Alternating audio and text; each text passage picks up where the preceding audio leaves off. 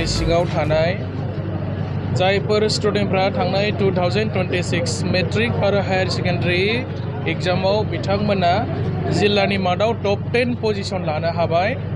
जोङो CBSE आरो सेबानि स्टुडेन्टफोरखौ दिनै बरायनाय हाबाफारि लादों आरो बे हाबाफारियाव गांसे साइटेशन लेटार एप्रिसिएशन लेटार आरो लोगोसे सासे स्टुडेन्टआवहाय 20,000 फैसा होनाय जादों आरो बावहाय टोटेल 78 स्टुडेन्टफोरा बे बान्थाखौ मोननो हादों आरो जोंना थांखिया बेनो जे बे स्टुडेन्टफ्रा भबिष्यतआव जाहाथे 5 बोसोरनि उनाव बा 6 बोसोरनि उनाव जोंनि बे तामुलपुर जिल्लानि फ्राय बिथांमोना जाहाथे साफा डक्टर सासे इन्जिनियार सासे प्रफेसर बा गोजौ थाखोनि माने सोलोंथाइ लानानै जाहाथे बिथांमोना सासे मोजां मानसि जानो हायो।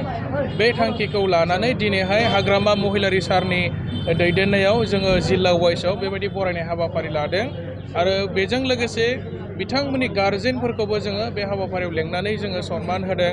बिथांमोननि स्कुलनि प्रिन्सिपाल हेडमास्टार जायफोर बिथांमोना दिनैनि हाबाफारियाव बाहागो लाफैदों बिथांमोनखौबो गांसे आरनाइ होनानै बरायनानै सन्मान होनाय जादों आरोखि। मानोना सासे स्टुडेन्टआ साक्सेस जानायनि आन्दोआव टिचारफोरनि गोबां कन्ट्रिबिउसन थायो। टिचारफ्रा गोबां खस्थ' खालामनानै डेडिकेटेडलि खामानि मावनाय थाखायसो स्टुडेन्टफोरा माने मोजां रिजाल्ट खालामनो हायो। लोगोसे बिथांमोननि गार्जेनफोरा खस्थ' खालामनायनि थाखाय खामानि मावनायनि थाखायसो माने स्टुडेन्टफोरा लाइफआव माने साक्सेस जानो हायो। गार्जेनफोरनिबो गोबां माने कन्ट्रिबिउसन थायो। दा बेनिखायनो जोङो गार्जेन बिथांमोनखौबो सन्मान होनाय जादों। जायफोर स्टुडेन्टफ्रा 3rd डिभिजन मोन्दों, 2nd मोन्दों, 1st मोन्दों एबा फेल जादों बिथांमोनखौ आङो गोसोखौ मालाबाबो नार्भास माने दाजाथों आं खावलायहरदों। नाजानाय थायोब्ला बयबो हायो। 3rd डिभिजनाबो सानसे माने टपार जानो हायो। दा बेनिखायनो नार्भास जायालासिनो बे स्टुडेन्टफ्राबो जाहाथे इन फिउचार नाजानानै सानसे माने टपार जानो हायो। सानसे माने बिथांमोनाबो माने मेरिटरियास स्टुडेन्ट जानो हायो आं बिथांमोनखौ खावलायदों आरो नार्भास जानाङा, खस्थ' खालामनांगोन, नाजानांगोन। नाजानाय थायोब्ला जिउआव जों माने साक्सेस जानो हायो। 3 लाखखौ सरकारि भाबै होगोन। दिनै जोङो बरायनाय जाबाय पार्टि बेसिसावसो बेयो। दिनै तामुलपुर डिस्ट्रिक्ट BPF आरो BJP हिसाबैसो बरायदों। बावहाय जोङो स्टुडेन्टफोरनो 20,000 होदों।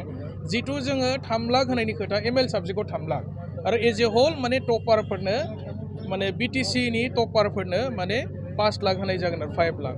दिनै खिन्थु जोङो बेखौ पार्टि लेभेलावसो बरायनाय जादों। बे जाबाय 20,000 आरो गभर्नमेन्ट हिसाबै बरायनाया टपारफोरनो टप 10नो 5 लाख आरो माने ML साबजेक्टआव हाइस्ट मोननायफोरनो 3 लाख थाखा होनाय जागोन।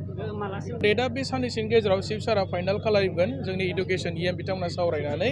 खिन्थु बे साननैसोनि गेजेरावनो डेट ओंखारनायनि खोथा आरो खिन्थु बेखौ EC मिटिङावबो पास जाखानाय जाबाय अलरेडि गभर्नमेन्ट डिसिसन जाखाबाय बे प्रब्लेम नङा, बियो गोदोनिफ्रायनो दङ आरो बेखौ लानानै जोंनि इडुकेसन डिपार्टमेन्टनि EM रबिराम नार्जारि बिथाङा दाख्लैबावै गुवाहाटियाव गोबां खोथा रायलायदों आरो जोङो BTC गभर्नमेन्ट हिसाबै बर' बिजोंखौ फोथांनो थाखाय मा खालामनांगौ जोंहा चिफ सारा माने माखासे खोथा सावरायगासिनो दङ। जेब्ला माने फाइनाल मोनसे सेप मोनगोन नोंथांमोनाबो मोनसिगोन आरोखि। सार BTCनिफ्राय बारा गोबाव गैला बेयो जासिगोन। टेट मास्टारनि जिथु एपइन्टमेन्ट बेखौ बुंनो नागिरदों नोंथाङा। स्क्रुटिनिनि खामानि मावनाय मानाय दाख्लैबावै रिभिउ जादों।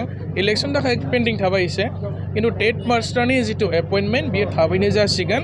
स्क्रिनिं कमिटिनि मिटिं दाखालि जिरायखांबावबाय बिनि थाखाय।